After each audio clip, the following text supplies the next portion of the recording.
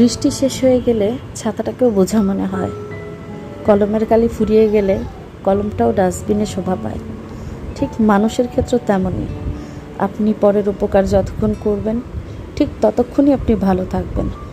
যখন উপকার করতে পারবেন না তখনই তার কাছে আপনি খারাপ হয়ে যাবেন। এমনই দুনিয়াটা স্বার্থপর। যতক্ষণ মানুষের উপকার করা যায় ততক্ষণ মানুষ আপনাকে পছন্দ করবে, ডাকবে। কিন্তু যখন আপনাকে দিয়ে তার কোনো উপকার আসবে না তখন আর সে আপনাকে পছন্দ করবে না। তখন আপনার দোষ ত্রুটি সব বেরিয়ে আসবে। আর যখন তার উপকারে থাকবেন তখন আপনার প্রশংসায় পঞ্চমুখী হয়ে থাকবে।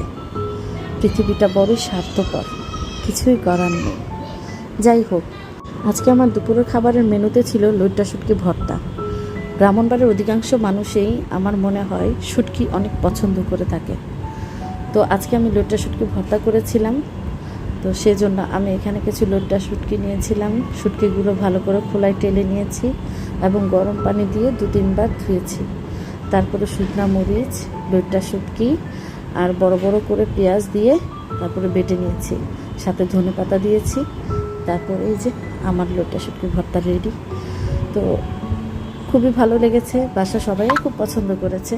তো আমার ভিডিও যদি আপনাদের ভালো লেগে থাকে অবশ্যই লাইক, কমেন্ট এবং শেয়ার করে দেবেন। ভালো থাকবেন।